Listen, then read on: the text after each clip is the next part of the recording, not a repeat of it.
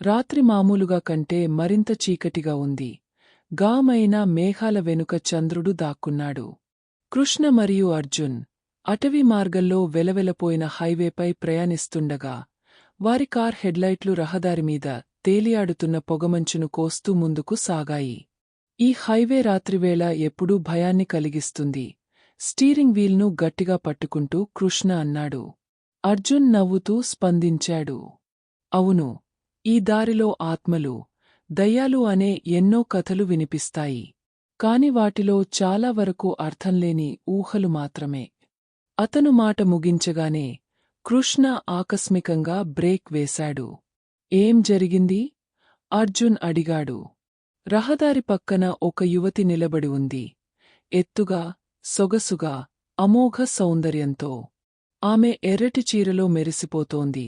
పొడవాటి నల్లటి జుట్టు భుజాలపై అలా వాలింది.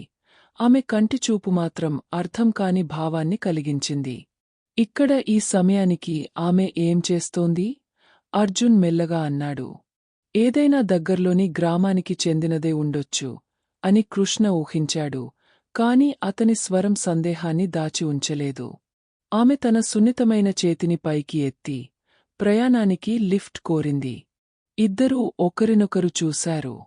ఈ సమయానికి ఇలాంటి స్థలంలో ఇలాంటి ఒక యువతి ఒంటరిగా ఉండటం చాలా విచిత్రంగా అనిపించింది. కాని వారు ఆమెను అక్కడ ఒంటరిగా వదిలేయలేకపోయారు. కృష్ణ కారును ఆపాడు. మీకు లిఫ్ట్ కావాలా? ఆమె చిరునవ్వుతో తల ఊపింది. ఆ నవ్వులో ఏదో తెలియని గమ్మత్తు వారి రోమాలు నిక్కబొడిచేలా చేసింది. అవును, మీకు అభ్యంతరం లేకపోతే. వారిద్దరూ మౌనంగా అంగీకరించారు. ఆమె వెనుక సీట్లో తేలికగా కూర్చుంది. కారు తిరిగే ప్రయాణం ప్రారంభించింది. ఇక్కడ ఒంటరిగా ఉండటం సురక్షితం కాదు. మీరు దగ్గర్లో ఎక్కడైనా ఉంటారా? అర్జున్ ప్రశ్నించాడు. ఆమె తల అడ్డంగా ఊపింది. లేదు, కాని నేను ఇక్కడ ఉండాల్సిందే.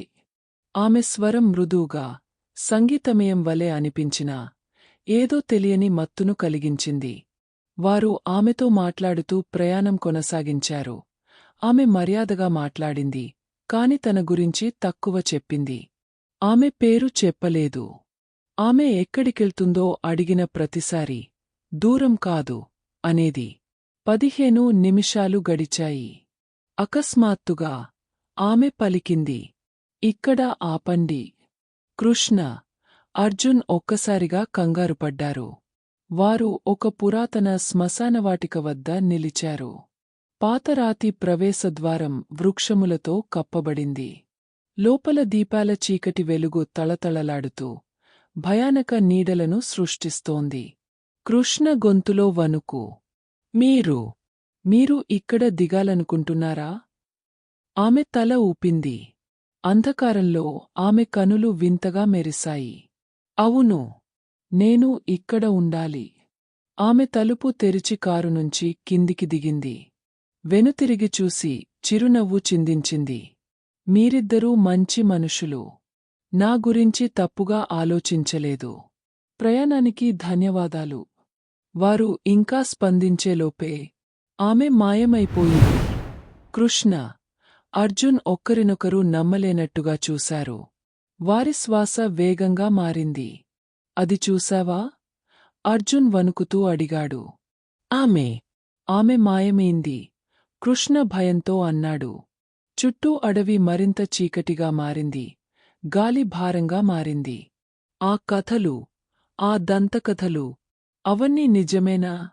మరో మాట అనకుండానే కృష్ణ వాహనాన్ని స్టార్ట్ చేశాడు. అతని చేతులు వణికుతున్నాయి. అర్జున్ మాత్రం ఒక్క మాట కూడా మాట్లాడకుండా శ్మశానవాటిక గేటు వైపు చూస్తూనే ఉన్నాడు. ఈ రాత్రిని వారు ఎప్పటికీ మర్చిపోలేరు. వారిద్దరూ ఒక ఆత్మకి లిఫ్ట్ ఇచ్చారు.